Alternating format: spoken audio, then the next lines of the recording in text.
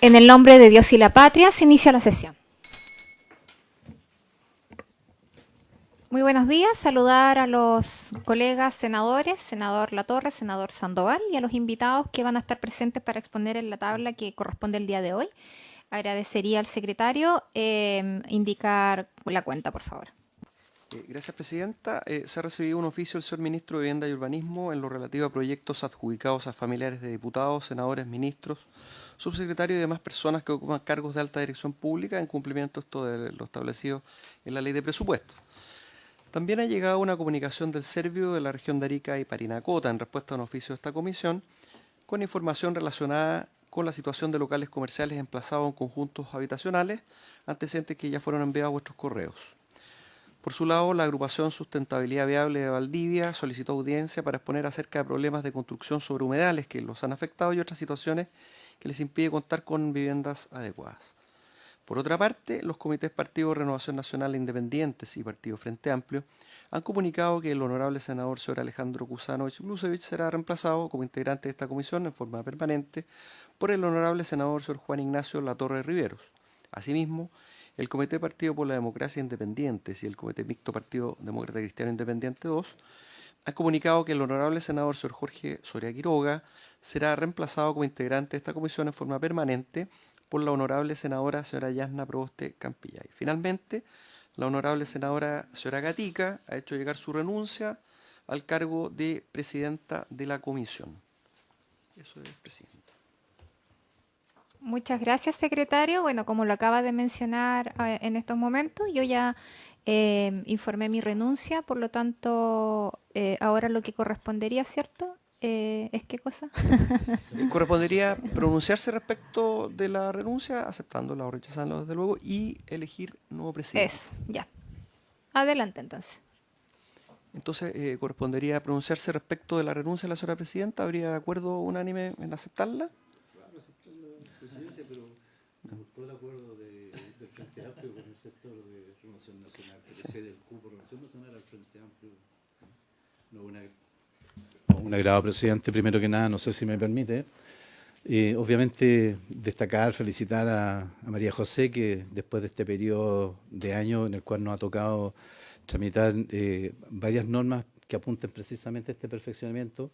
Por ese trabajo, María José, ha ejercido una presidencia que evidentemente ha mantenido la comisión en una reflexión permanente respecto a aquellos temas que dicen relación con las necesidades de lo más básico de nuestra población. El sueño de la casa propia, el sueño de aquellas personas que se vieron afectadas por hechos dramáticos como los casos de incendio en Valparaíso. Son todas gente que de una u otra manera estuvieron aquí también durante este periodo manifestando sus inquietudes, sus dudas, hasta la última sesión recién pasada también con serias dudas respecto de los avances en relación al tema de la reconstrucción. Por eso el sector vivienda es un sector extremadamente sensible para nuestras comunidades, especialmente para la gente más vulnerable de nuestra región, donde nosotros nos preocupamos. Así que felicitaciones y, por cierto, le aceptamos la renuncia del presidente. Muchas gracias. Bueno, entonces habría acuerdo unánime en aceptar la renuncia de la señora María José Gatica como presidenta. Procede en consecuencia elegir nuevo presidente de la comisión. Quisiera proponer al senador Juan Ignacio Latorre. Así para que veas. Yo soy de temer. Soy un poco tímida. Soy tímida yo. Soy tímida. ¿Habría acuerdo en la elección del senador señor Latorre como presidente? Perdón, presidente. No, por cierto, con Latorre estuvo mío también en esta comisión trabajando, así que todo el éxito en esta etapa, estimado amigo. Bueno, entonces quedaría elegido como presidente de la comisión el senador señor Latorre.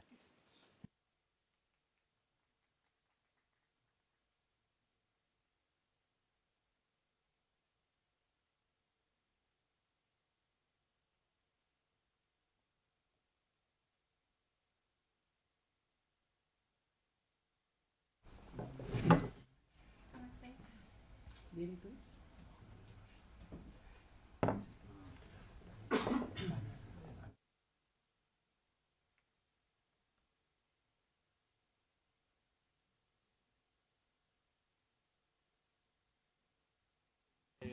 entregarle, bueno, también con el senador, aquí, correcto, con el senador Sandoval, que estuvieron juntos todo el tiempo la campanilla de la presidencia de la República. Muchas gracias. Mi primera campanita. Y además feliz cumpleaños. Muchas gracias. Es el regalo que te preparamos hoy día. Gracias, te pasaste. Gracias por tus palabras. Eso.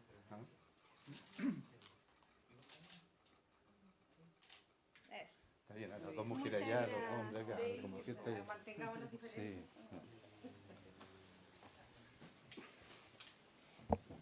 Gracias. Bueno, muy buenos días. Lo primero quería agradecer la confianza para asumir la presidencia de la Comisión de Vivienda. Efectivamente, como decía el senador Sandoval, durante el periodo del gobierno del presidente Piñera, nos tocó compartir esta comisión también con Carlos Montes, en ese momento senador, hoy día ministro de Vivienda.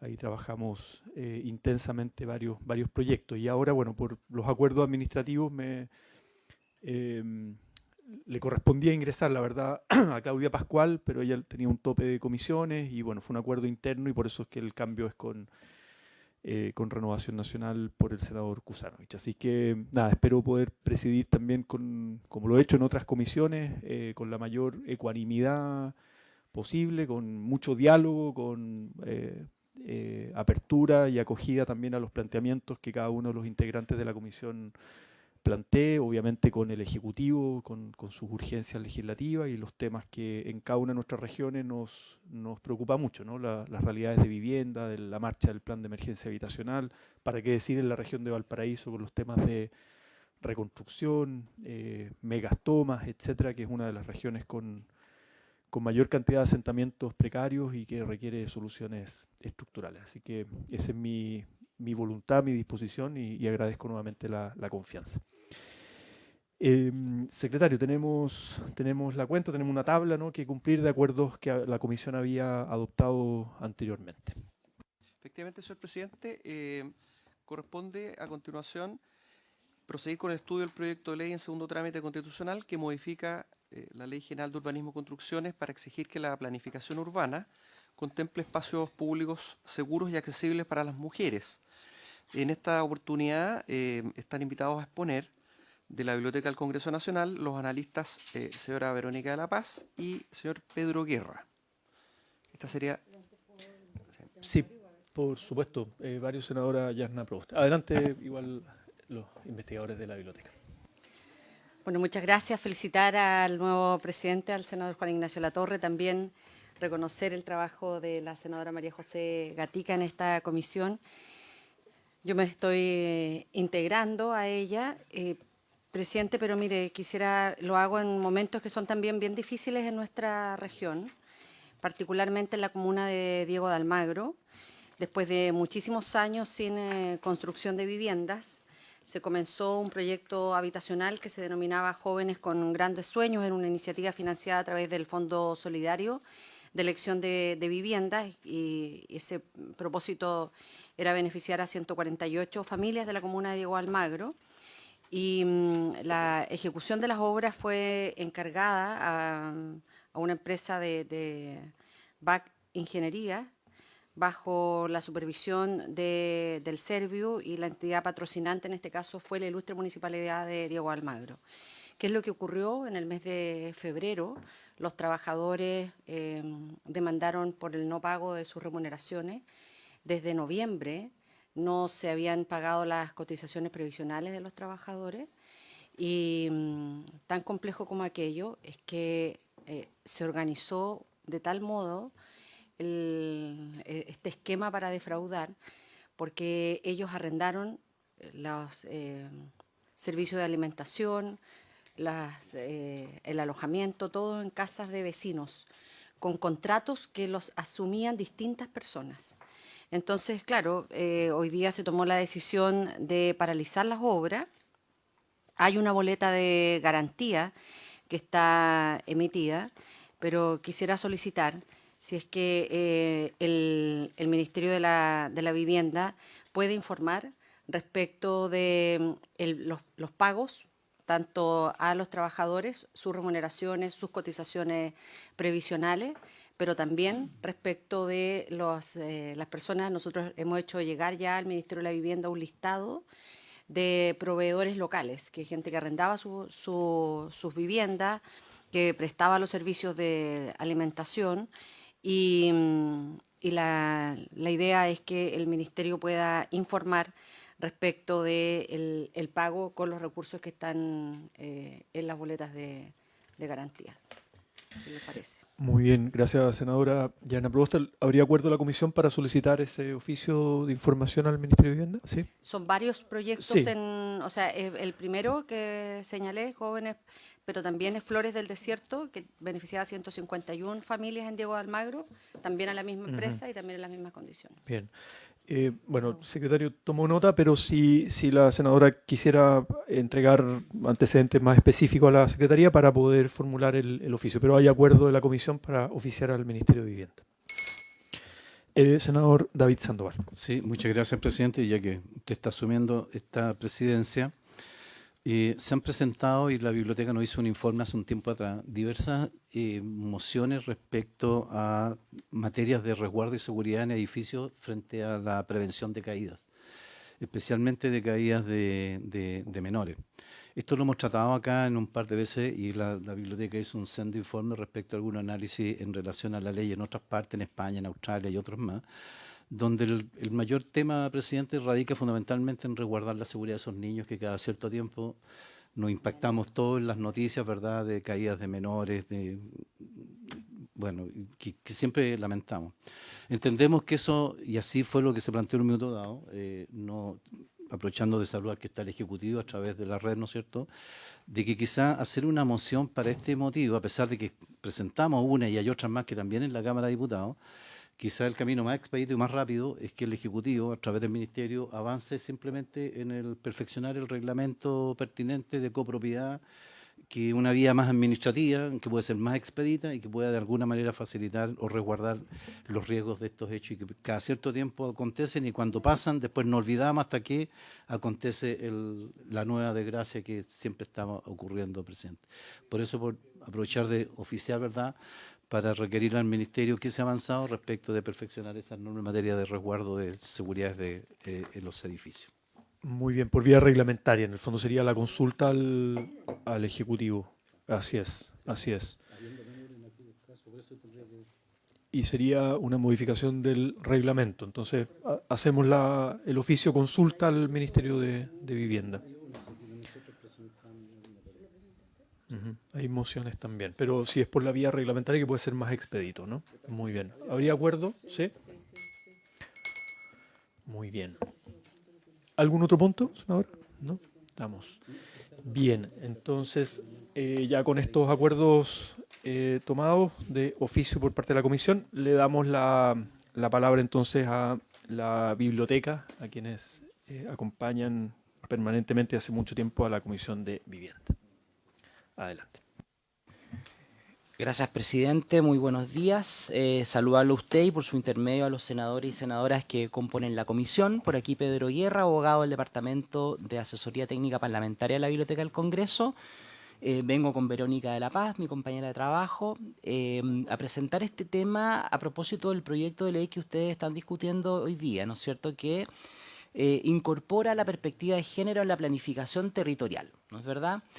Entonces nosotros queríamos ofrecer esta presentación básicamente la siguiente ahí está bien, gracias, en tres temas, digamos.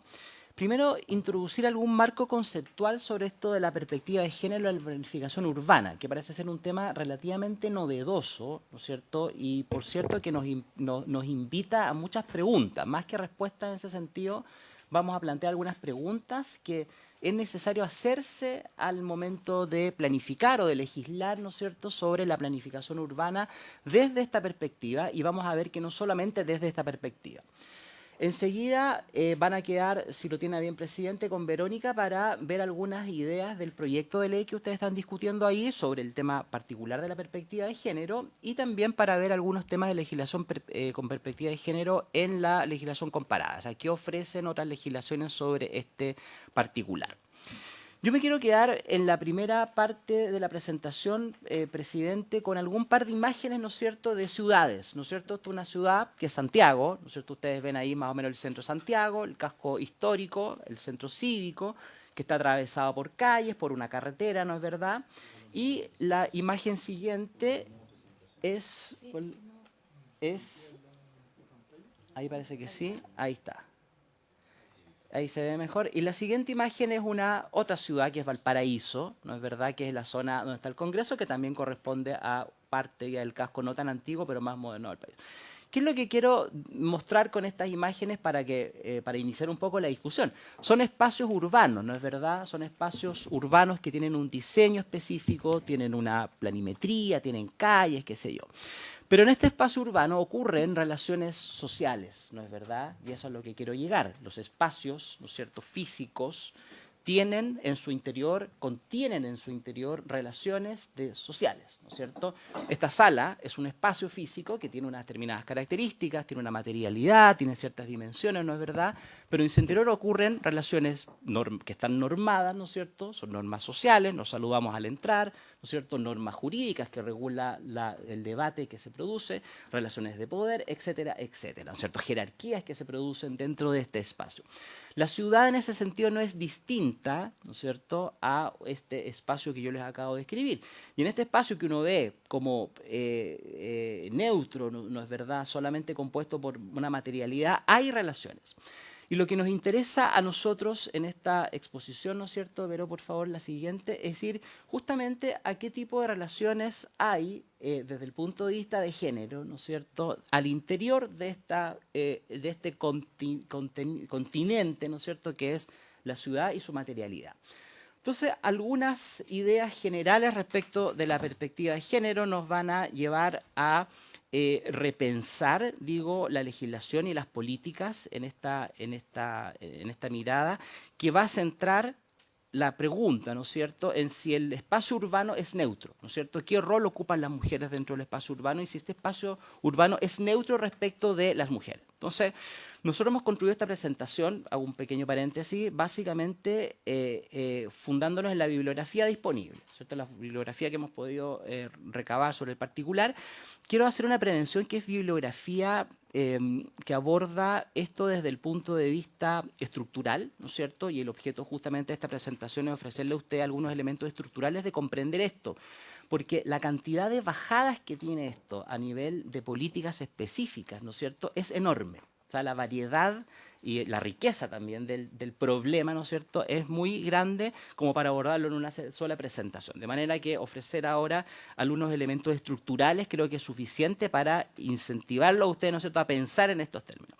Y hay dos preguntas claves, digamos. La primera es si el espacio urbano es neutro, ¿no es cierto?, respecto del género, ¿no es cierto? Y nos damos cuenta en una observación, ¿no es cierto?, de que no lo es. ¿No es cierto? Los espacios se construyen a partir de prácticas sociales y esas prácticas sociales están teñidas, por así decirlo, de componentes de género, ¿no es cierto? Hay grupos de la sociedad que tienen poder respecto de otros, ¿no es cierto? Y esto implica relaciones desiguales, ¿no es cierto? Entonces el desarrollo de esta comprensión de cuáles son los múltiples usuarios, vamos a llamarlos usuarios de estos espacios públicos, ¿no es cierto?, implica necesariamente ir a poner la lupa en esos patrones generizados de exclusión, ¿vale?, que no han sido objeto normalmente de estudio en la planificación. La planificación urbana ha sido relativamente ignorante, por así decirlo, a estos problemas, ¿no es cierto? No son problemas a los que se les ponga atención. No ha sido el foco de la planificación y mucho menos, digo, de las intervenciones públicas, ¿no es cierto? Y estas desigualdades, presidente, senadores, senadoras, ocurren en un espacio, ¿cierto? Cuando uno habla en general de desigualdades en una sociedad, que pueden ser de género, de clase, de raza, etcétera, etcétera, uno no se da mucha cuenta, ¿no es cierto?, hasta qué punto estas desigualdades ocurren en un espacio, tienen lugar en un espacio concreto, ¿no es cierto? No son prácticas aisladas que estén en el aire, sino que se dan en espacios concretos, ¿no es cierto? Y de ahí el rol importante, ¿no es cierto?, que juega en la planificación urbana, ¿no es cierto? Y por eso la incorporación de esta análisis de estas relaciones de género es fundamental. La siguiente, Vero, por favor. Entonces, preguntarnos qué rol juegan las mujeres en la ciudad, ¿no es cierto? Dice Hayden, Dolores Hayden, en un trabajo bien importante del año 80, que es un trabajo, yo diría que es como seminal, es de esos trabajos que uno en la literatura ve que siempre está referido, ¿no es cierto? Que son un par de ideas que están en un artículo, ¿no es cierto? Pero que sientan un poco las bases de alguna discusión, ¿no es cierto? Dice que la sociedad se organiza en un principio ordenador, ¿no es cierto? Implícito, que se divide entre el espacio productivo y el espacio reproductivo, ¿no es cierto? El espacio productivo del trabajo, ¿no es cierto?, y el espacio reproductivo del hogar. Esa división fundamental pareciera que ordena, ¿no es cierto?, la ciudad de una manera de la que uno no es muy consciente. Es de estos elefantes en la habitación, ¿no es cierto?, estas cosas que de tan presentes que están uno tiende a ignorar, ¿no es cierto? Y dice la literatura también que la ciudad es un espacio social masculino que se construye en base a esta división, ¿no es cierto?, entre lo privado, el hogar, ¿no es cierto?, reservado generalmente para las mujeres, y lo público, ¿no es cierto?, el mercado, el trabajo, reservado generalmente para los hombres. En torno a esta división, ¿no es cierto?, es que se ordena la sociedad, y cuando decimos que la sociedad se ordena, también decimos, ¿no es cierto?, que la ciudad se ordena, ¿no es cierto?, la ciudad no es neutra y no es indiferente a estos principios ordenadores de la misma sociedad, ¿verdad? Por lo tanto, cuando una sociedad cambia estos patrones, ¿no es cierto?, también el diseño urbano va a ir cambiando con ella. Eso es lo interesante y ahí están las posibilidades de cambio y de mejora en estos aspectos. La siguiente, por favor.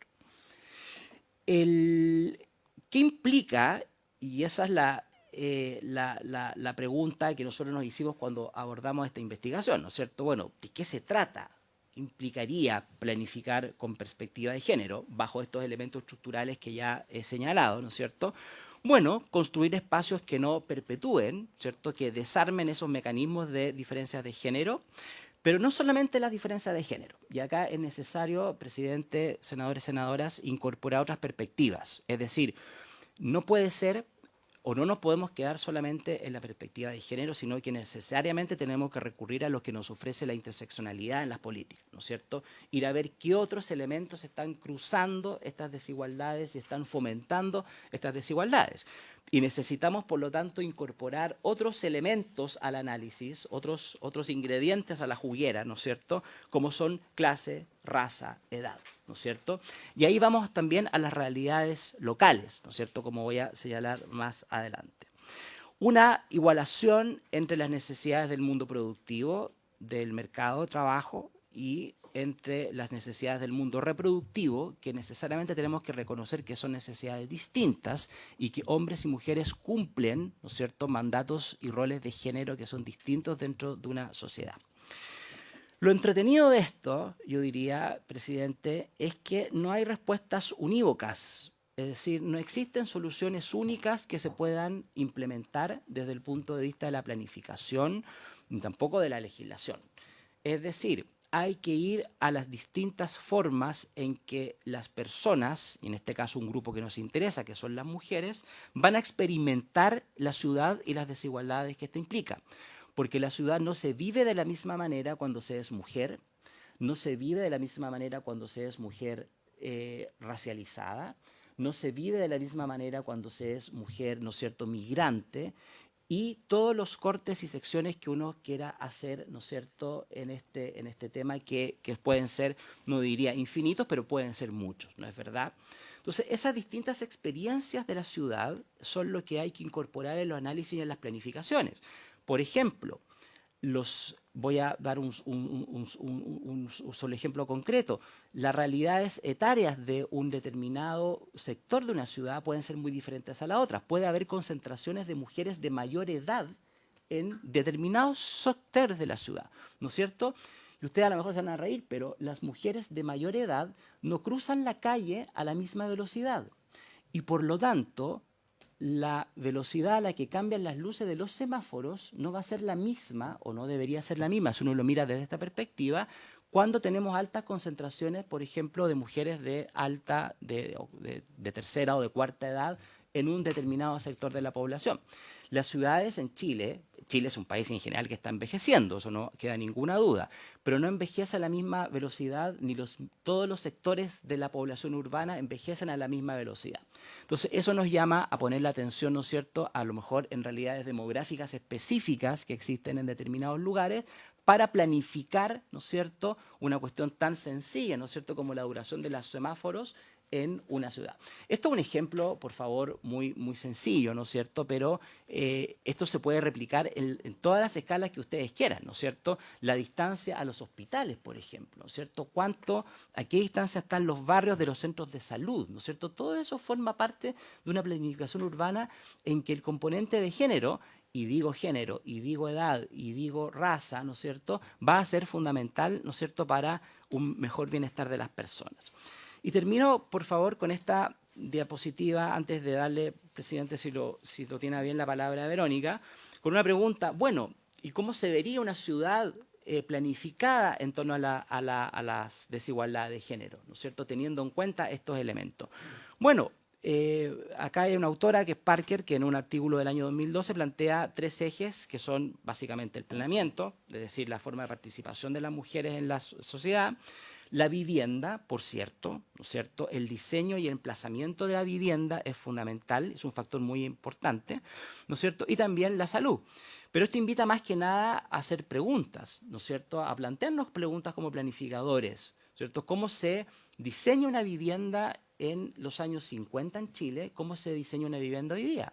La vivienda de los años 50 en Chile, ¿cierto?, tiene cocinas estrechas y que están separadas del resto del entorno de la vivienda. Estoy pensando solamente en la vivienda. Yo viví en un departamento antiguo, ¿no es cierto? La cocina es un lugar estrecho cerrado, ¿no es cierto? Porque es un lugar estrecho cerrado, porque es un espacio reservado a las mujeres, ¿no es cierto? Hoy día, en muchos diseños de viviendas nuevas, las cocinas están abiertas, ¿no es cierto? Eso implica otro tipo de relaciones que se producen dentro de la familia. Bueno, extrapolen ustedes esto al resto de la ciudad, ¿no es cierto? Y piensen cómo van cambiando los diseños urbanos, ¿no es cierto?, para incorporar y no para generar patrones de exclusión. Presidente, si lo tiene bien, yo quedo hasta acá para darle la palabra a Verónica para algunas ideas que también queremos compartir con la comisión. Muchas gracias. Muchas gracias, Pedro, por la presentación. Obviamente le damos la palabra a Verónica. Sí, y a continuación, claro, tenemos otro punto en tabla, pero hay espacio todavía para la presentación de la biblioteca. Adelante, Verónica. Senadores, por su intermedio, buenos días. Yo voy a hacer una pequeña revisión de los contenidos que trae el proyecto desde la Cámara de Diputados y después voy a revisar legislación comparada, cómo se ha abordado este tema del género en otras legislaciones. Entonces, nosotros estamos frente a un proyecto, ¿no es cierto?, que planteaba una modificación al artículo 27 bis de la Ley General de Urbanismo y Construcciones, proponiendo la incorporación de la perspectiva de género, lo señalaba en materia de planificación urbana y hacía una bajada en el mismo texto respecto de que esto se iba a desarrollar en temas de accesibilidad y temas de seguridad. Luego, durante la discusión del proyecto, se presentó una indicación sustitutiva por parte del Ejecutivo en donde se intentó llevar, ¿no es cierto?, esta discusión respecto del género al proceso de planificación. ¿Ya? Que cuando hablamos de llevarlo al proceso de planificación significa que lo vamos a tener en cuenta cuando se esté desarrollando un plan regulador, de manera que sea una de las variables más que yo tengo que tener en cuenta para desarrollar ese plan. Porque es interesante que se desarrolle en esa escala. Es porque las respuestas, como bien decía Pedro, desde el punto de vista conceptual, van a ser distintas según el lugar físico que nos encontremos, según las características de esa población. Entonces, no podemos de antemano sancionar qué es lo que ese género de cómo vamos a responder al género en esta planificación en particular. Porque podría darse que ese no sea el conflicto, que esa no sea la preocupación principal o que esa no sea la expresión en donde las diferencias entre hombres y mujeres se están haciendo. Ahora bien, en la discusión, esa propuesta no fue aceptada, sí la incorporación de ciertas características y condiciones en materia de seguridad y accesibilidad, que es una de las bajadas que puede tener, ¿no es cierto?, la planificación con una consideración de género. Entonces, empecé a buscar, ¿no es cierto?, cómo en otras legislaciones este conflicto de cómo hacemos para que esta temática se incorpore en materia de planificación había sido utilizado.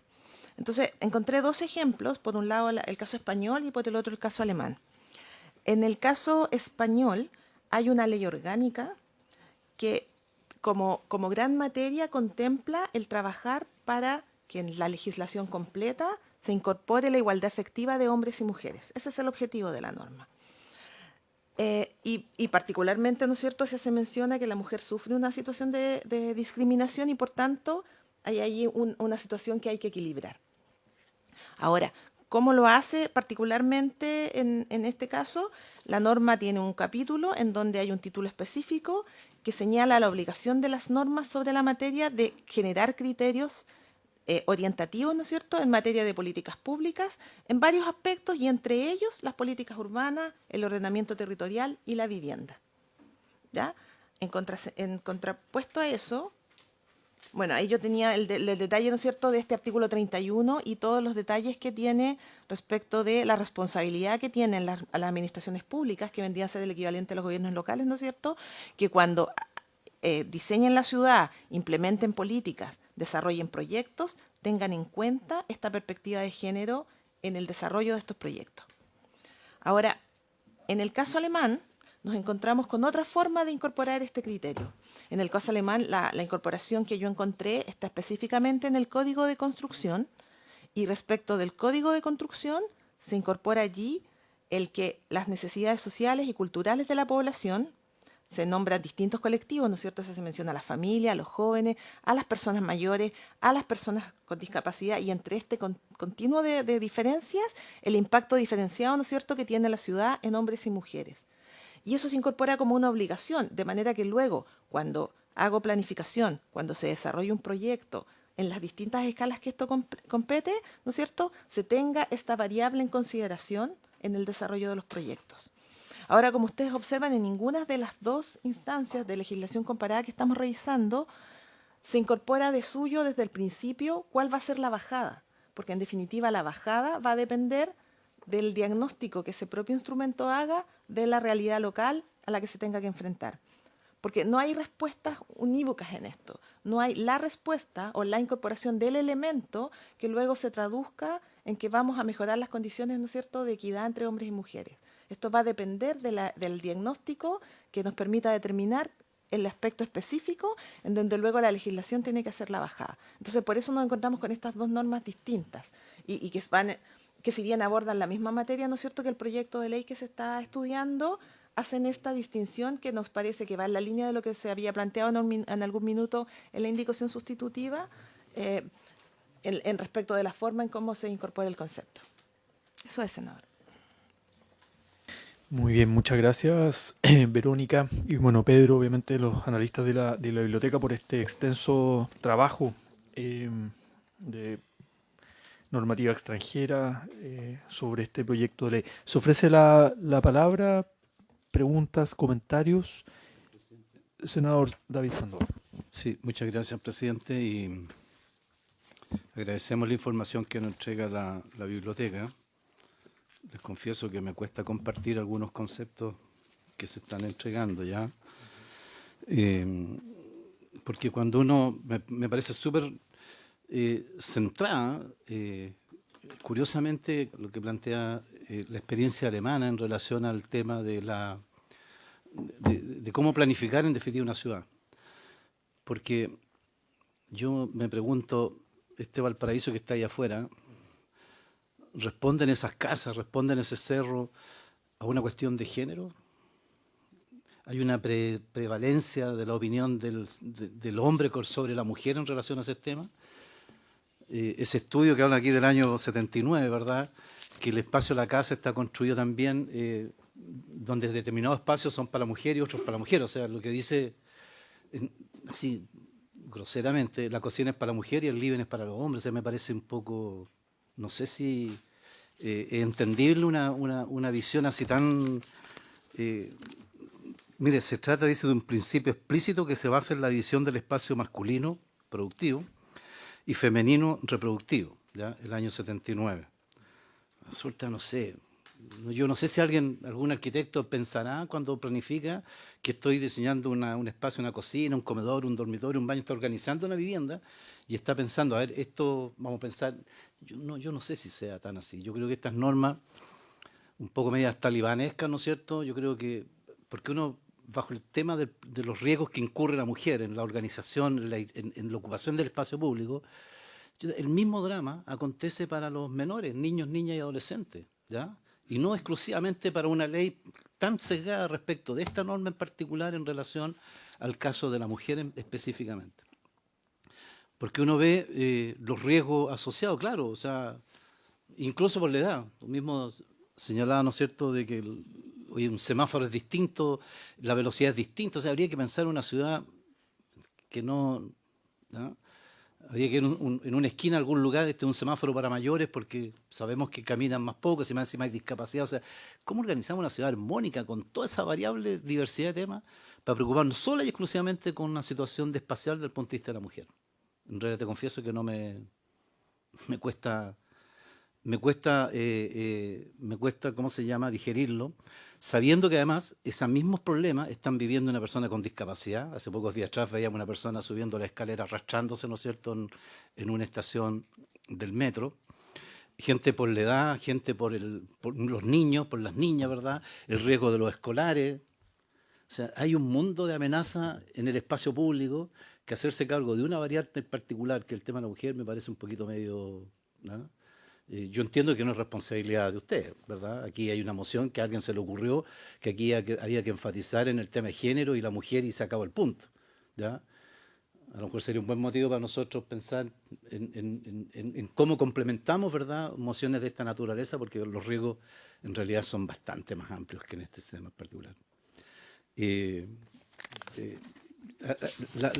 Además, encima, la sugerencia de ¿cómo se llama?, de indicación sustitutiva, le pone más pelo a la sopa, ¿verdad? Ya agregamos no solamente a lo que plantea la moción, que hablaba de ¿cómo se llama?, habla de contribuir, dice, a la protección de las personas de bienes y bienes públicos y privados con especial consideración de los factores que pueden amenazarles, particularmente en atención a su sexo, edad, situación o discapacidad.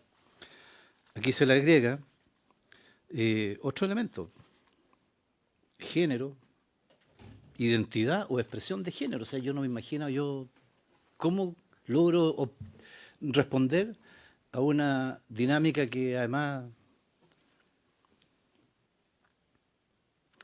creo que nos vamos todavía más allá, ¿ya? Perdónenme, pero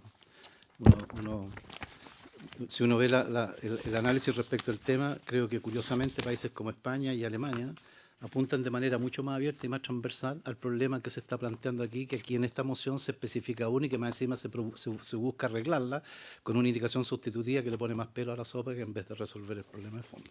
Y no hacerse cargo, me llama la atención, de no le agrega otro elemento, como el caso de las dificultades de la persona con discapacidad, con la persona de tercera edad, con los niños, niñas, adolescentes, o sea, todas las amenazas del resto de la población, y que son toda la población por lo demás, no solamente un sexo en particular. Gracias, presidente. Gracias, senador. Sí, bueno, conversamos con el secretario. Este proyecto está en discusión en general y particular, es de artículo único. Entiendo, el Ejecutivo ya habló, digamos, ahora lo hace la biblioteca, y por tanto todavía estamos en un espacio de audiencia y de propuestas, y le pedimos a la comisión que pueda hacer también propuestas de invitados que tengan distintas visiones, claro, como para pensar en futuras indicaciones. Yo lo que sí quiero valorar, y de la presentación de la biblioteca recojo, que se amplían los criterios. Es decir, acá se pide que de alguna manera la Ordenanza General de Urbanismo y Construcción considere perspectivas no solo de género, sino que también de edad, por ejemplo, personas mayores, ¿no?, niños, niñas, adolescentes, y también no solo pensar en la vivienda, hogar, digamos, sino que en el acceso, la seguridad, la prevención de violencia, de delitos, ¿no?, donde hay poblaciones que están más expuestas y más vulnerables, ¿no? Entonces, en la consideración de un diseño urbanístico, poder incorporar estas estas variables, que entre otras es mujeres, pero también personas mayores, niños, niñas, adolescentes, y sobre todo pensar en criterios como la seguridad, ¿no? Seguridad, acceso, etcétera. Entonces, creo que es una mirada de ampliar en el fondo las consideraciones y que tenga presente, ¿no? Es de ese tipo. Ahora la pregunta es, claro, ¿cómo se aterriza eso? El nivel de implicancia de las políticas y programas. Y por lo mismo me parece que es interesante seguir abriendo la discusión con nuevos invitados que incorporen otras miradas, ¿no? Si les parece, recogemos con la Secretaría para nuevos invitados las próximas sesiones e ir preparando una discusión en particular, digamos, ¿no? de posibles indicaciones, mejoras al proyecto y ojalá un nivel de precisión, ¿no? más concreto. Bien. Sí, Verónica, por favor. No, solamente aclarar que nos paramos desde de la base teórica, ¿no es cierto?, de la incorporación del género en el tema, porque es lo que planteaba el proyecto, en el fondo. Más allá de... nos fuimos al planteamiento y a la teoría, ¿no es cierto?, que sustenta la propuesta del proyecto.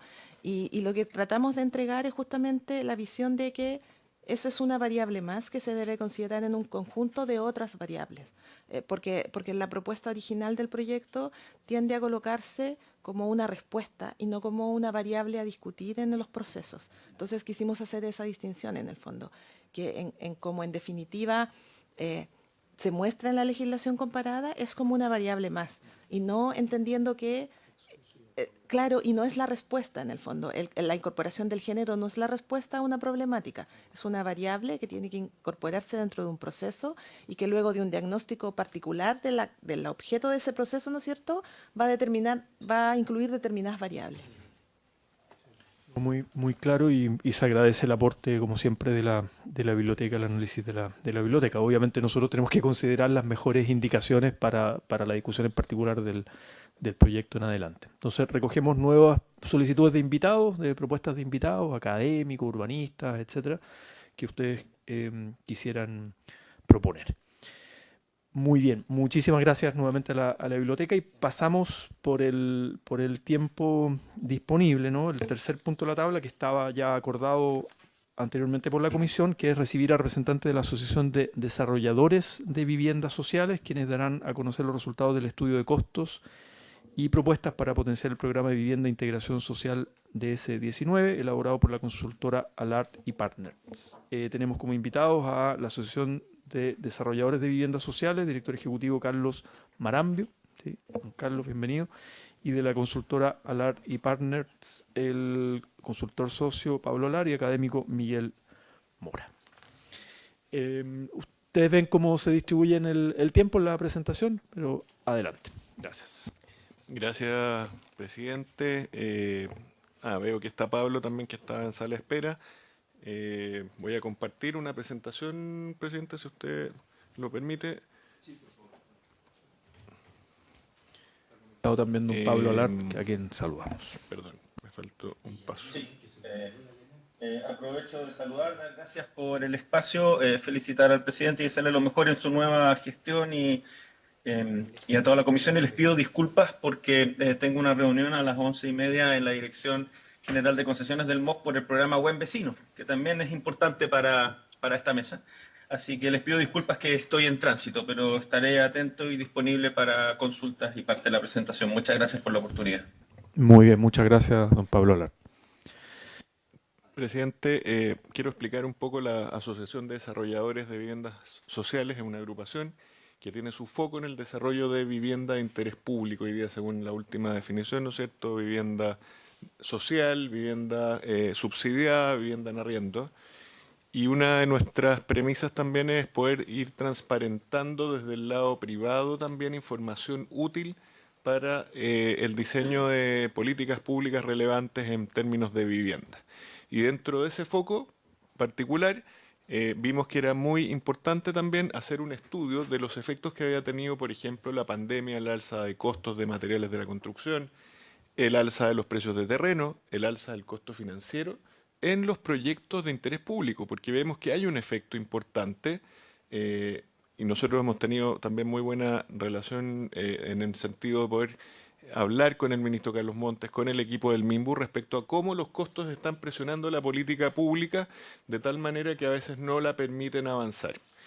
Pero por lo mismo, junto a la consultora Alart y Partners, le pedimos un estudio objetivo de una cartera de proyectos de integración social de DS19 para poder explicar objetivamente qué era lo que estaba pasando con estos proyectos y si este programa que es tan importante en la política habitacional chilena, recordemos que en el plan de emergencia habitacional, presidente, el programa que más ha entregado viviendas es el programa de integración social en Chile. Más que el DS49, ha entregado 65.000 viviendas y el Fondo Solidario viene en segundo lugar con 55.000 viviendas. Por lo tanto, es un programa que ha generado oferta de muy buena calidad también, bien localizada y que deberá ser un programa que queremos promover y cuidar. Por la misma razón, entonces, queremos compartirles este estudio. Ahí está, bueno, uno de los proyectos emblemáticos del DS19 es la Villa Panamericana, que está en la foto. Y en el fondo un resumen muy breve de este estudio, que es mucho más largo. De hecho, queremos invitar, por su intermedio, presidente, la próxima semana aquí mismo en Valparaíso, en la Universidad Católica de Valparaíso, jueves 24 de abril, vamos a hacer un seminario extendido de este estudio y sus conclusiones, al que les dejamos cordialmente también invitados, próximo jueves 24, en la Universidad Católica de Valparaíso, para presentar con mayor detalle este estudio, de lo que vamos a ver hoy día. Quiero dejarlos, presidente, si usted lo permite, a Miguel, consultor, que va a explicar el detalle de este estudio en unos breves minutos. Muy bien, adelante. Y agradecemos la invitación. Si nos puede hacer llegar a la comisión la invitación del seminario para poder socializarlo con los senadores también. Perfecto. Muchas gracias. Y el estudio también. También. Presidente, senador, senadora, muchas gracias por esta invitación. Hoy día les vamos a presentar, voy a tratar de ser súper breve y apuntar directamente a los números que nos importan con respecto a los proyectos de 6 y 9.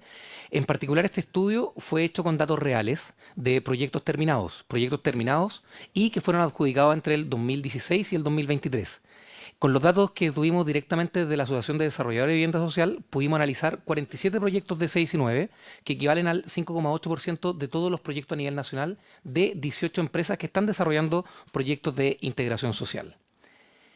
Parte de nuestro desafío dentro de este estudio fue poder tener una buena caracterización de lo que estábamos analizando. ¿Por qué? Porque tal como podemos ver en este gráfico, los costos de construcción de los proyectos tienen una gran variabilidad. De hecho, en este gráfico pueden apreciar que los costos de construcción de los proyectos van entre 11 UF por metro cuadrado a 35 UF metro cuadrado dentro de lo que podemos estudiar.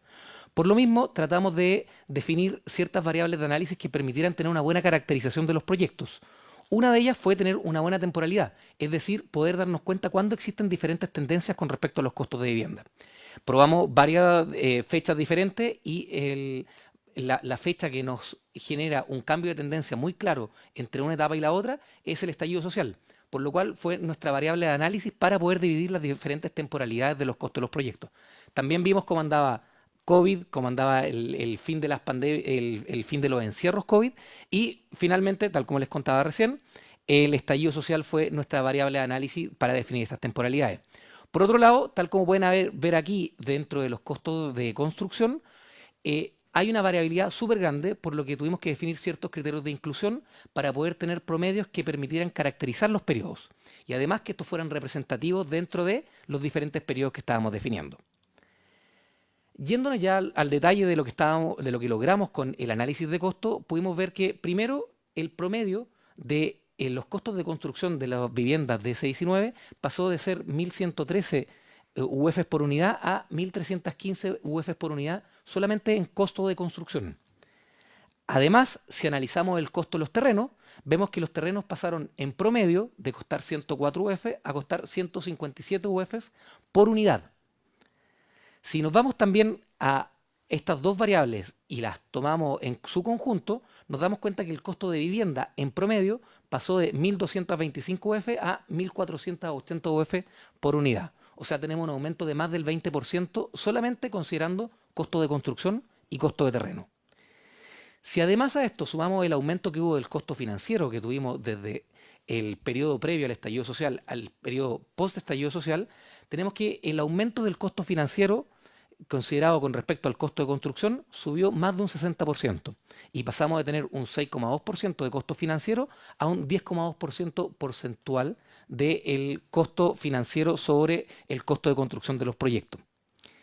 ¿Qué es lo que tenemos entonces? Que si tomamos en cuenta el aumento del costo de construcción, el aumento del costo del terreno y además el aumento del costo financiero, tenemos un aumento de costos total por unidad de 307 UFs. Ya, ese es un dato súper importante y que está calculado directamente con los presupuestos y con los costos finales de cada uno de los proyectos que pudimos analizar. Además, algo que es importante analizar dentro de lo que estábamos viendo era cómo se habían comportado los márgenes de construcción dentro de los proyectos. Aquí lo que nosotros podemos ver es que entre el periodo pre-estallido social y el periodo post-estallido social, el margen sobre ingreso se mantiene más o menos estable. Si bien hay un aumento del 4,8 al 5,8, podemos ver que la banda en la que se mueve se mantiene más o menos estable, dependiendo el análisis de los diferentes periodos. Otro de los análisis importantes que hicimos dentro de este estudio fue el análisis de la simulación de la eliminación del SEC, del Crédito Especial de Empresas Constructoras. ¿Por qué? Porque se elimina en diferentes periodos. Como nosotros en este estudio tenemos los datos de los diferentes proyectos, hicimos un análisis basado en promedios. ¿Y por qué en promedios? Porque quisimos que fuera lo más representativo del análisis completo de los proyectos que estábamos analizando. En promedio, un proyecto de vivienda social de los analizados tiene alrededor de 219 unidades habitacionales. El ingreso promedio, dado los márgenes que le habíamos mostrado recién, es aproximadamente 1.946 por unidad y el margen promedio es de un 5,89%. Dado esto, simulamos un proyecto estándar promedio donde podíamos ver el impacto que tiene la eliminación del SEC. En base a esto, y si vemos todos los proyectos que se construyeron previo a la eliminación del SEC, el margen estimado es el mismo que habíamos conversado antes, de 5,89%. Pero si empezamos a hacer la simulación a futuro y empezamos a ver cómo afecta directamente la eliminación del SEC sin considerar un aumento de los costos futuros, nos damos cuenta que el margen estimado de los proyectos baja cuando se elimina el 75% del SEC, es decir, a partir de este año, a un 1,28% y en el futuro, cuando se elimine al 100% el SEC, el margen de los proyectos empieza a ser negativo. Entonces vemos un impacto negativo sobre la eliminación del SEC. Está bien, es una política que se está eliminando dentro de, pero se tiene que ver cómo se asume esta diferencia dentro de los costos de los proyectos.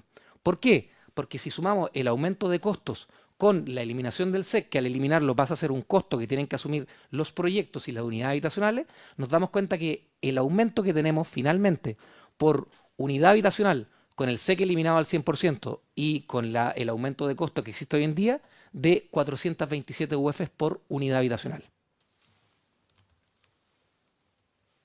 Presidente, si me permite concluir respecto a los datos, este informe obviamente va a quedar para ustedes porque es bien técnico. Bueno, evidentemente hay un peligro muy grande en los proyectos que son sobre todo exentos de IVA. La eliminación del SEC, del famoso SEC, Crédito Especial de las Empresas Constructoras, para los proyectos que son exentos significa que el costo del IVA de compra pasa a ser un costo más del proyecto y por eso se analiza así. Pero vemos que eso es un riesgo para la política habitacional en general. La diferencia entre un DC49, vivienda social pura, con un DC19, es que el DC49 lo financia casi 100% el Estado, por ende uno no tiene que motivar un capital privado, un banco que participe en un proyecto. Pero al ver márgenes cercanos al 5%, la dificultad de conseguir financiamiento en un proyecto que es apalancado con recursos privados es evidente. Y en la práctica lo que vemos es que, por ejemplo, hay 50.000 viviendas seleccionadas del DC19 del año 2024 hacia atrás que no han iniciado obras. Entonces uno empieza a entender, bueno, ¿y por qué no han iniciado las obras? Una razón pueden ser permisos, pero una razón que explica de los 2023 hacia atrás es que no estaban dando los números. No están siendo viables financieramente y no están consiguiendo ese financiamiento para embarcarse en un proyecto de construcción que tiene riesgo. Y eso creemos que hay que tomar la alerta y intentar, obviamente, corregirla.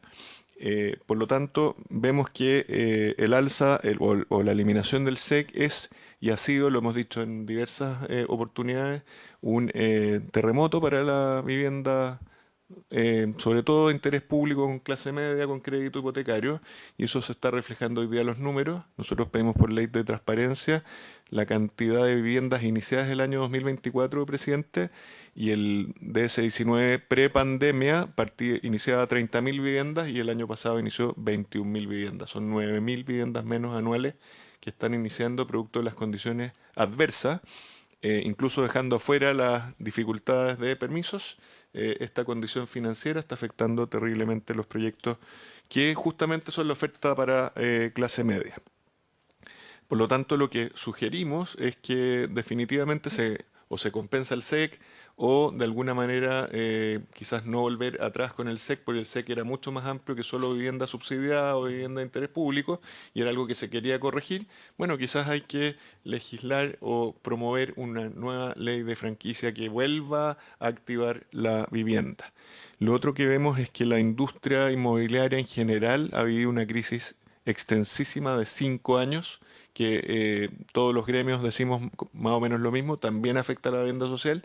Por lo tanto, también creemos que hay que promover un plan de reactivación urgente y ojalá consensuado desde los distintos sectores políticos y público y privado, de que hay que reactivar la industria inmobiliaria en general, que además genera empleo y genera una reducción del déficit. Por último, señalar que vemos que la emergencia habitacional, la ley de integración y plan de emergencia habitacional tiene una fecha en que caducan sus atribuciones, que es el 31 de diciembre del año en curso, 2025. También hemos visto que hay consenso político de que la emergencia habitacional deberá continuar, presidente, más allá. Y creo que eso es algo que se puede empezar a trabajar este año 2025 en un consenso de que la emergencia habitacional continúa hacia adelante, de que hay que reactivar la vivienda y que, por supuesto, el programa de integración, los programas de apoyo también a la clase media tienen que ser una alternativa viable para la reducción del déficit habitacional. Eso es lo que queríamos compartir, presidente y estimadas senadoras y senadores. Nos parece un estudio que va al objetivo, ya no es un sentir desde lo privado que va a lo público, sino que a través de este estudio quisimos objetivar la discusión y de la misma manera ojalá se puedan tomar medidas que reactiven la industria. Muy bien, muchísimas gracias por su presentación. Abrimos la palabra, senadora Gatica. Gracias, presidente. Presidente, felicitarlo por el nombramiento, ¿cierto? Y desear el mayor de los éxitos para este año en esta comisión que es tan importante. No, yo tengo consultas en realidad a los expositores. La primera que tiene que ver con que, bueno, todos sabemos de que el DC-19 apunta a la clase media y también tiene una línea que permite la integración social, ¿cierto? Con un porcentaje que apunta a familias vulnerables. ¿Ya? Yo directamente, yo pensé que la exposición iba a estar relacionada con el presupuesto que no se entregó para algunas regiones el año pasado, específicamente con el DS-19, y ahí aprovecho de hacerle la consulta también a Janet. Pero ahora, porque mi región, la región de Los Ríos, fue una de las regiones perjudicadas, que existiendo proyectos que podían haberse presentado al fondo, como no se abrieron los recursos para el DS-19, por lo menos Los Ríos, y tengo entendido que en 4 regiones más del país sucedió exactamente lo mismo, el proyecto ha estado ahí paralizado. Un proyecto que ayuda a la clase media y que también da un margen de solución a aquellas familias vulnerables. Pero ahora, escuchando la situación de este crédito, ¿cierto? El crédito especial para empresas constructoras SEC, mi consulta va en cuánto, aquí hay una baja gradual de la entrega de este crédito, ¿cierto? Y eso fue estipulado, yo hablo con desconocimiento de esto, por si acaso. Y esto fue estipulado, ¿en qué periodo? ¿Cuándo se estipula que ya no se debería estar entregando más este crédito?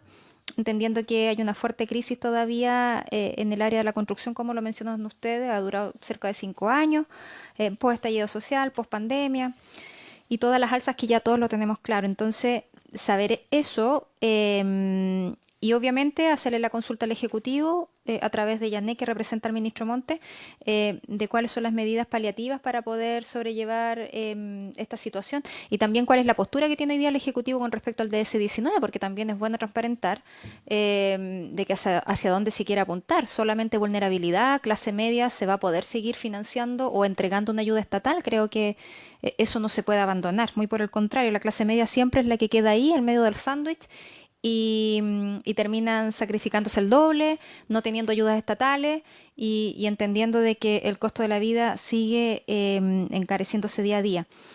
Entonces, la primera consulta, según lo proyectado, ¿cuándo se debiera terminar este SEC, este crédito de ayuda a las empresas constructoras? Y la segunda es cuál es la postura y la medida paliativa que va a tomar el Ejecutivo con respecto a esto. Y lo tercero, obviamente, que va de la mano con la segunda, es saber si hay voluntades de los ejecutivos de seguir aportando con ayudas a la clase media desde el Ministerio de Vivienda. Eso, presidente. Muy bien, gracias, senadora Gatica. Senador David Sandoval, después yo. Sí, muchas gracias, presidente, y gracias también a quienes nos expusieron el día de hoy esta Asociación de Desarrolladores de Viviendas Sociales. Bueno, uno respecto al tema del término del plazo de vigencia del tema del plan de emergencia habitacional. Aquí hay que señalar, y aprovechando que está el Ejecutivo a través de Yanet, de que ha sido, dicho sea paso, el propio gobierno que ha señalado que esta emergencia va a superar a este y varios gobiernos más, ¿ya?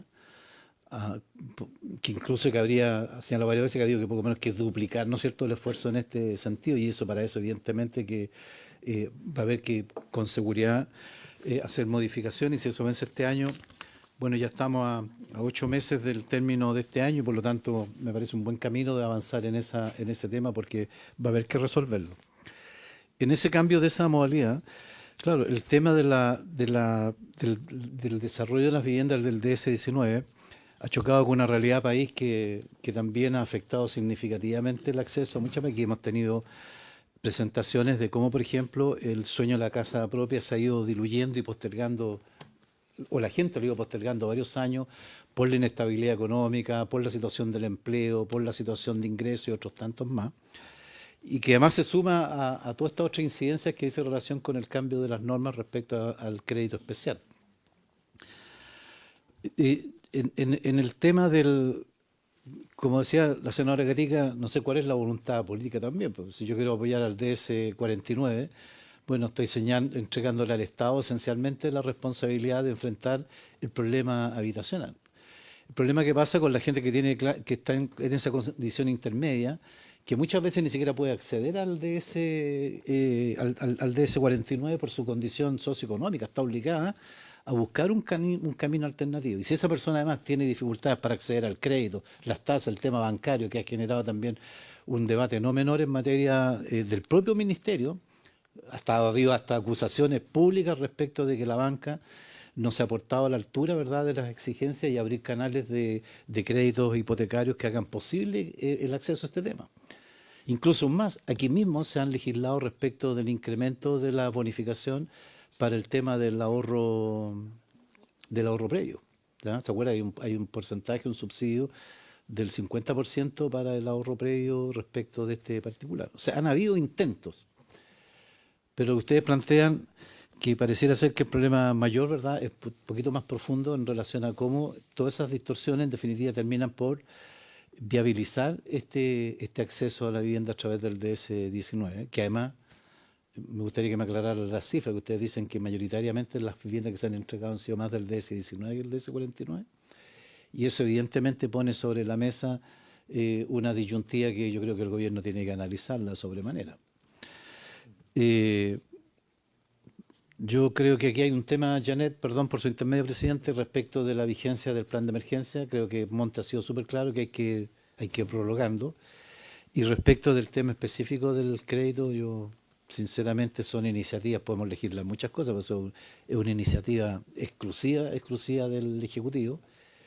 Y Carlos Monte siempre fue súper crítico respecto de este crédito que se le estaban entregando a las empresas, que le costaba al Estado cientos de miles de millones de pesos, y fue la causa esencial por la cual en definitiva este tema fue achicándose.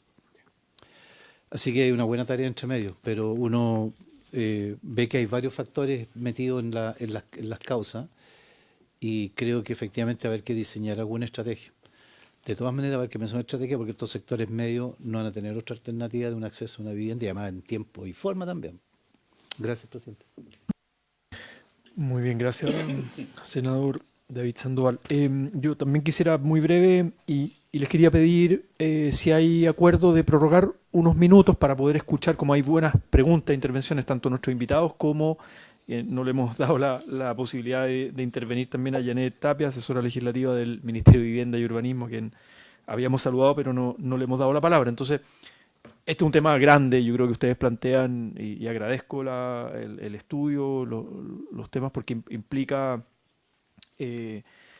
tomar decisiones en el fondo, ¿no? De aquí a fin de año, como dicen ustedes, respecto a la ley de integración de emergencia habitacional, claramente vamos a quedar a la mitad en el fondo, o sea, cumpliendo la meta, ¿no? De las 260.000 viviendas, si es que se cumple, estamos a la mitad, si es que de la emergencia habitacional y el déficit habitacional que tiene Chile. Por tanto, necesariamente hay que plantear un camino de continuidad y de reformulación. Y por otro lado, de poner los incentivos necesarios para una adecuada colaboración público-privada para atender las necesidades de la clase media. ¿Será una ley de franquicia? ¿Serán otros instrumentos? No lo sé, pero me parece muy bueno ponerlo sobre la mesa y plantear soluciones.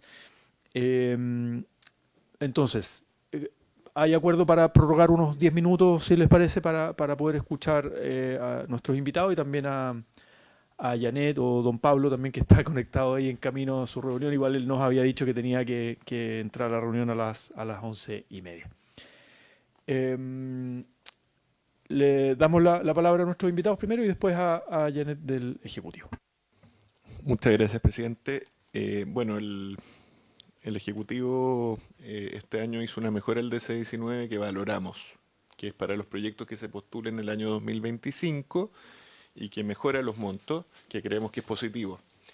Ahora, esa medida solo aplica para los que postulen este año y vemos una cartera, como decía antes, de 50.000 viviendas que están seleccionadas y que están o ralentizadas, que es que el avance está muy lento, o que no han iniciado definitivamente las obras hacia atrás. Y esa es una cartera que no podemos descuidar porque son 50.000 viviendas que perfectamente podrían ser parte del plan de emergencia habitacional, sea este año o sea los dos siguientes, digamos, pero son viviendas que se requieren. Respecto al SEC, senadora, y su pregunta, por su intermedio, presidente, el beneficio llega a cero a partir del 1 de enero del año 2027 y efectivamente viene en una escalada en su disminución. Ahora, aclarar que efectivamente el SEC no hacía distinción entre vivienda exenta o vivienda afecta, simplemente tomaba un costo de construcción y ese costo de construcción iba con una franquicia. Y eso es la crítica que se le hacía fundamentalmente al SEC, que iba a muchas más viviendas que solo las que interesaba beneficiar. O quizás tenía otro objetivo el SEC cuando se creó también. Pero la vivienda exenta tiene este problema del costo del IVA, que es un costo que si no se paga, se subsidia. Realmente tenemos una barrera de inicio y de viabilidad financiera de los proyectos, que es lo que está ocurriendo hoy día en esta transición. Hoy día estamos en un 25% del SEC, que ya es un número muy bajo y muy cercano a este gran golpe que vimos en la gráfica, ¿no es cierto?, con márgenes negativos, que eso también lo quiero valorar, porque no muchos privados hablan de los márgenes. Nosotros nos atrevemos a mostrar los márgenes porque creemos que es algo que tiene que estar arriba de la mesa. Sobre todo porque está costando mucho encontrar banca, mucho encontrar inversionistas para... Recordemos que esto es 1/3 público y 2/3 privado, el financiamiento. Que es muy bueno que apalanquen recursos públicos a recursos privados y que se trabaje juntos. Yo creo que lo que decía usted, presidente, de fijar los acuerdos para que la alianza público-privada funcione bien, es lo que tiene que ocurrir y no podemos dejar de la mano, dejar atrás un programa como este, que, insisto en la cifra, senador Sandoval, es el que más ha entregado viviendas, 65.000 viviendas.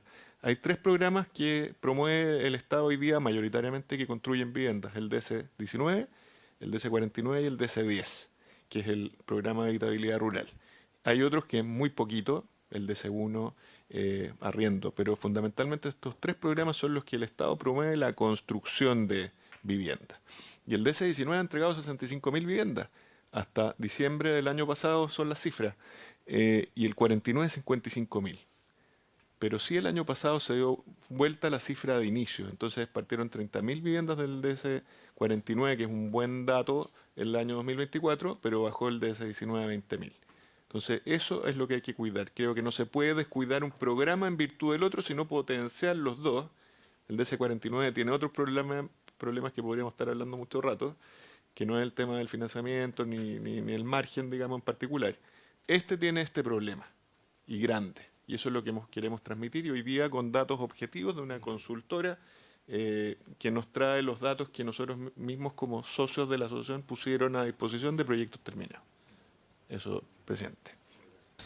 Está pidiendo la palabra don Pablo Alart. Le ofrecemos también la palabra. Entendemos que está entrando otra reunión, así que le ofrecemos la palabra, don Pablo. Está muteado. Está muteado. Tiene que levantar el audio.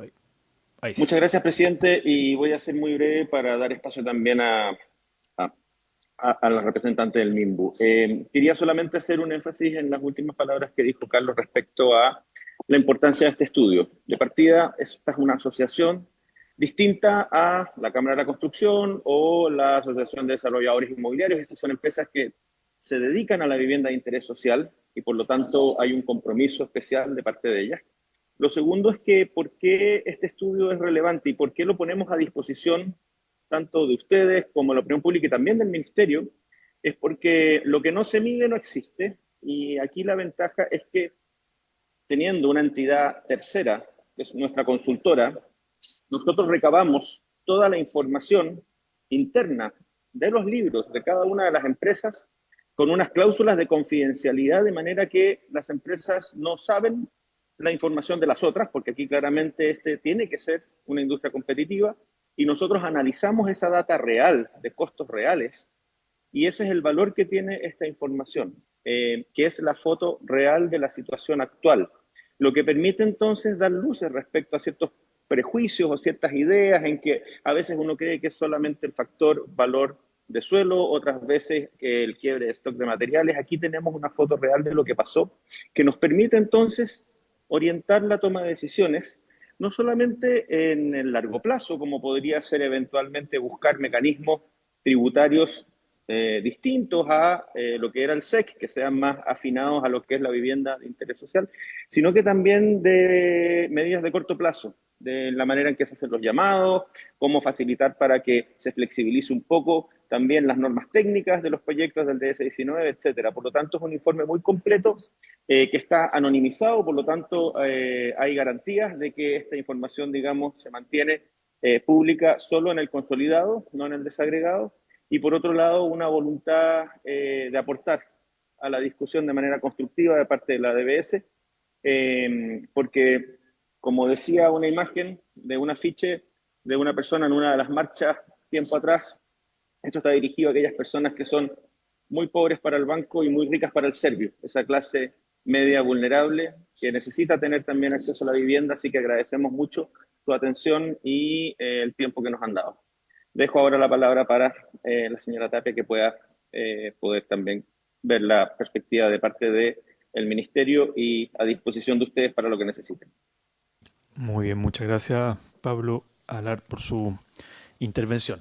Ahora sí, la asesora legislativa del Ministerio de Vivienda, Janet Tapia.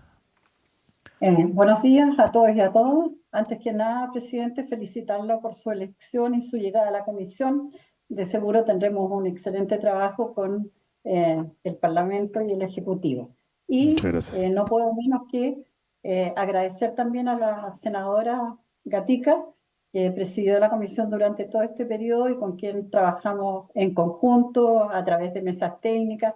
Agradecerle su apoyo y el apoyo de su equipo asesor también, senadora. Bueno, respecto al tema de la presentación que hizo la Asociación de Desarrolladores de Viviendas Sociales del estudio que ellos contrataron, nosotros lo hemos estado viendo y analizando. Existe este estudio, además de otros que desarrolló, como mencionaba Pablo Alart, tanto la Cámara de la Construcción como la Asociación de Desarrolladores Inmobiliarios, Y evidentemente son motivos de análisis por parte de nuestro equipo. Está la división técnica en conjunto con la división de finanzas de los gabinetes, analizando esta información y viendo de qué manera vamos a responder dentro del marco presupuestario que tenemos, dentro de las restricciones presupuestarias que existen y que son de todos conocidas. Y en respecto del crédito especial, hay que analizarlo. Yo, tal como señalaba el senador Sandoval, nuestra visión siempre ha sido crítica respecto a la materia, pero evidentemente estamos abiertos a considerar otras alternativas que pudieran surgir. El costo de hacer extensiva los montos de los subsidios 2025 a proyectos seleccionados con anterioridad es bastante alto, y en eso hay que considerar las restricciones que son de todos conocidas. Quiero decir que además, como Ejecutivo, nosotros no solo trabajamos en nuestros programas habitacionales, sino que tenemos iniciativas como una que está para la sala del Senado, que es el subvención a la tasa de interés hipotecario, que también va a influir en el mercado de inmobiliario, dado que el Estado en parte se hace cargo de la tasa de interés que cobran los bancos. También tenemos la extensión del FOGAE, que es otro mecanismo que se ha estado creando y que está utilizando, y que también está dentro del mismo proyecto de ley que van a ver ustedes seguramente hoy en la tarde o mañana, entiendo, mañana por la tarde, y que por lo tanto también favorecen este tipo de proyectos. El DS-19 para nosotros es importante porque mezcla la clase media con el sector vulnerable. O sea, no es porque tenemos programas dirigidos solo a clase media, como básicamente el DC1 y el 49 vulnerable. Pero para nosotros la integración social es verdaderamente relevante, y en ese sentido sí, y lo ha dicho ya el ministro en la sesión pasada que concurrió, sí estamos haciendo el intento de prorrogar el plan de emergencia habitacional, la ley. Estamos afinando las propuestas para hacer la presentación correspondiente. Les ofrezco, si ustedes requieren mayores antecedentes, que en una próxima reunión podamos conversar con el jefe de la División de Política Habitacional y Técnica, quienes pueden darle a conocer incluso todo el cronograma de postulaciones a subsidios que tenemos, que está publicada en nuestra página web de todas maneras. Gracias, senadora. Muy bien, muchas gracias, Janet Tapia. Senadora Gatica. Gracias, presidente. Janet, una consulta con respecto a las postulaciones que se abrieron para el DS-19 el año 2024. Cerca de 4 o 5 regiones no tuvieron financiamiento, en realidad no se abrió el concurso, tengo entendido. La razón por la cual desde el ministerio se dirige que para una región sí, para otra región no, existiendo proyectos ya formulados en conjunto, en este caso, por la empresa privada, ¿cierto? Y también por el Serviu regional. Lo digo específicamente porque en Los Ríos no hubo financiamiento, no se abrió concurso, y sí habían proyectos que sí se podrían haber postulado para comunas. Senadora, la verdad, en la respuesta a esa pregunta específica la desconozco. Yo soy asesora legislativa, veo los proyectos de ley, lo siento, no veo la parte de postulaciones y selecciones de los programas habitacionales. Me puedo informar y se lo doy a conocer. Si le parece, senadora, sí, senadora Gatica. Gracias, presidente. Sí entiendo, Janet, que usted es asesora legislativa. Solamente se lo traspaso para que pueda averiguar la información, porque esto no tenía que ver con que no existían recursos. Recordemos que en el presupuesto de la región de Los Ríos no se gastaron el año 2024 cerca de 26.000 millones de pesos. Entonces, no es un tema de que no había recurso proyectado en el presupuesto, sino que algo administrativamente sucedió, que no se liberaron las lucas cuando correspondía.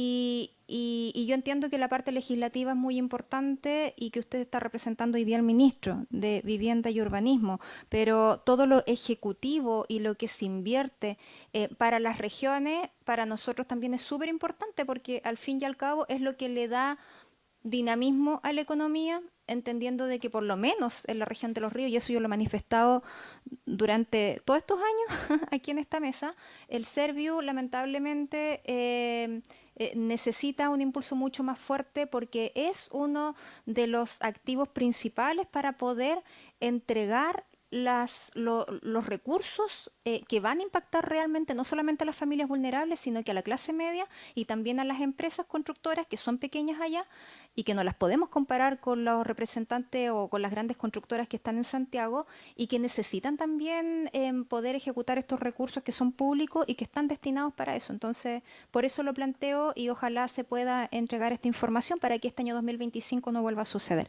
Gracias, presidente. Muy bien, gracias. Senadora Gatica, podemos, conversamos acá con el secretario, invitar al encargado de política habitacional, ¿no? que tendrá más información y además, como también sugiero, incorporarlo al oficio. Como ahora no tenemos quórum, el senador Sandoval se tuvo que retirar y ya estamos en el tiempo de la prórroga, no podemos generar un nuevo oficio, pero sí lo podemos incorporar para la siguiente sesión.